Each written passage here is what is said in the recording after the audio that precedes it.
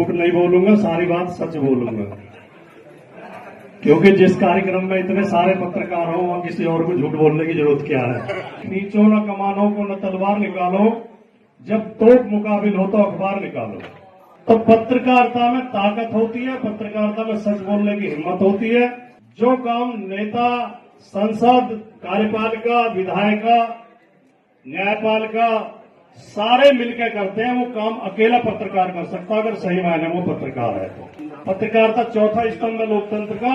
मैं मानता हूं कि लोकतंत्र की नींव है पत्रकारिता। अगर पत्रकार कमजोर हो, पत्रकारिता कमजोर होगी तो लोकतंत्र कमजोर होगा। ये जो रोजाना शाम के टाइम मेकअप करके, टाई लगा के टीवी पे आके जो पढ़ते हैं, उनके पास अपना एक शब्द नहीं होता बोलने के लिए। उन्हें न भाषा का ज्ञान है, न देश के इतिहास का ज्ञान है, न संस्कृति का ज्ञान है, न धर्म का ज्ञान है। तो एंकर नाम का प्राणी है, ये एक्टर है, ये पत्रकार नहीं है। जो सच्चा पत्रकार होगा उसे दुनिया की कोई ताकत न तो खरीद सकती है, न झुका सकती है, न डरा सकती है। गोदी मीडिया, मेरा मानना यह है, अगर महाभारत के युद्ध के समय गोदी मीडिया होता तो महाभारत के युद्ध का परिणाम कुछ और होता, क्योंकि गोदी मीडिया रोजाना दुर्योधन की फोटो लगा के ये कह रहा होता है एक अकेला सब पर भारी।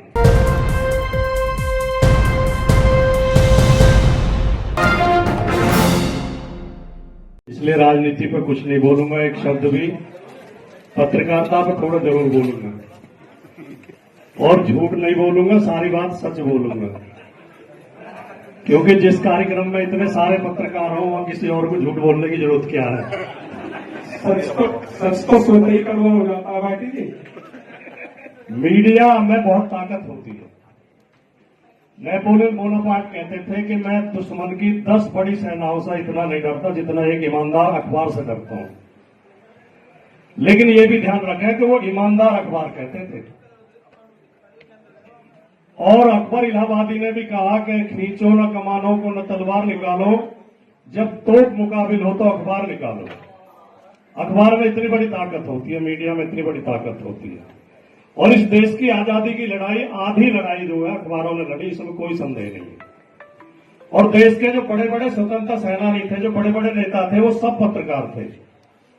चाहे वो महात्मा गांधी थे, चाहे वो पंडित जवाहरलाल नेहरू थे, चाहे वो डॉक्टर लोहिया थे, चाहे मदन मोहन मालवीय थे, चाहे भारतेंदु हरिश्चंद्र थे, और चाहे हमारे जो पत्रकारिता के आदर्श कहे जाते हैं गणेश शंकर विद्यार्थी थे।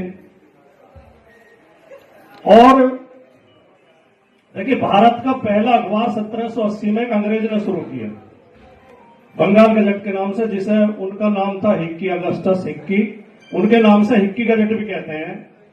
उस अखबार ने उस समय ईस्ट इंडिया कंपनी के अधिकारियों के भ्रष्टाचार के इतने समाचार प्रकाशित किए, इतनी खबरें छापी, और उस समय जो अंग्रेज अधिकारियों ने सुप्रीम कोर्ट के जज को रिश्वत दी थी, उसकी खबर प्रकाशित की, सबूत के साथ प्रकाशित की, और सुप्रीम कोर्ट के जज के खिलाफ भी और अंग्रेज गवर्नर के खिलाफ भी अविश्वास प्रस्ताव लंदन की संसद में आया।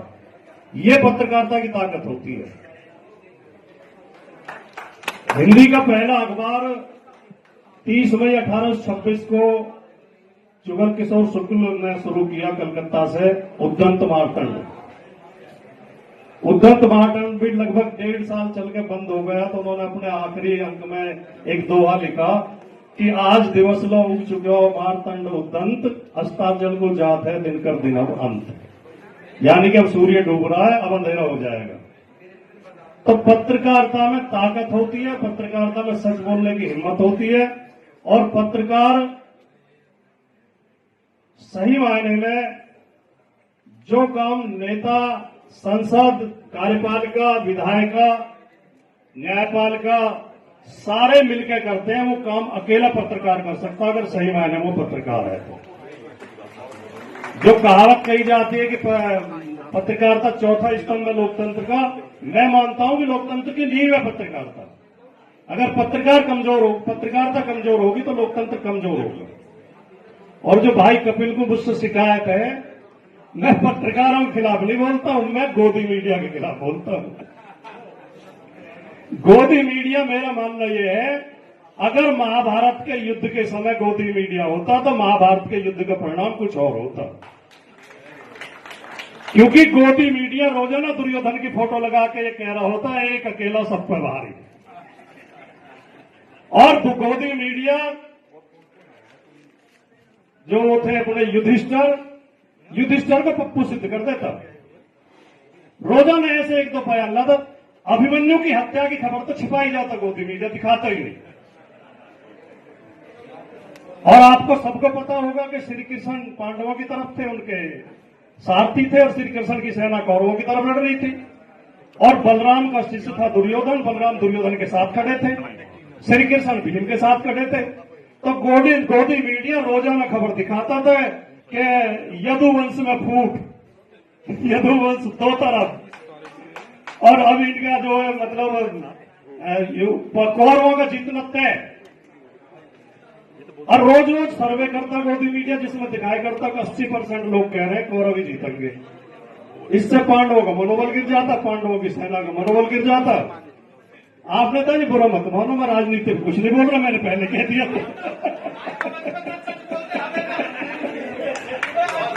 नेताजी मैं तो पत्रकारिता में बोल रहा हूं।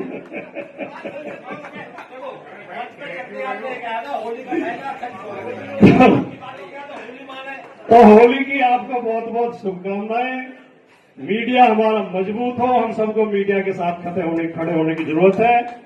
और मैं एक बार और भी अक्सर एक बात बोलता हूं, पिछली बार भी नोएडा प्रेस क्लब के कार्यक्रम मैंने बोला था कि वो दीक्षित दनकौरी बहुत बड़े शायर हैं, हमारे पड़ोसी हैं दनकौर के हैं।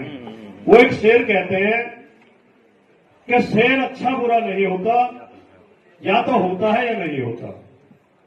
तो मैं पत्रकार के बारे में यही बात कहता हूं, पत्रकार अच्छा बुरा नहीं होता, या तो होता है या नहीं होता। ये जो रोजाना शाम के टाइम मेकअप करके टाई लगा के टीवी पे आके जो पढ़ते हैं, उनके पास अपना एक शब्द नहीं होता बोलने के लिए। उन्हें न भाषा का ज्ञान है, न देश के इतिहास का ज्ञान है, न संस्कृति का ज्ञान है, न धर्म का ज्ञान है। वो पढ़ते हैं जो उन्हें दे दिया जाता है। ये पत्रकार नहीं है, ये एक्टर है। जो एंकर नाम का प्राणी है ये एक्टर है, ये पत्रकार नहीं है। जो सच्चा पत्रकार होगा उसे दुनिया की कोई ताकत न तो खरीद सकती है, न झुका सकती है, न डरा सकती है। पत्रकार हमेशा सच बोलेगा। पत्रकारों का सम्मान करने की जरूरत है और पत्रकारिता का सम्मान करने की जरूरत है। और इस देश को इस समय अच्छे पत्रकारों की बहुत ज्यादा जरूरत है। नमस्कार, जय हिंद, जय भारत।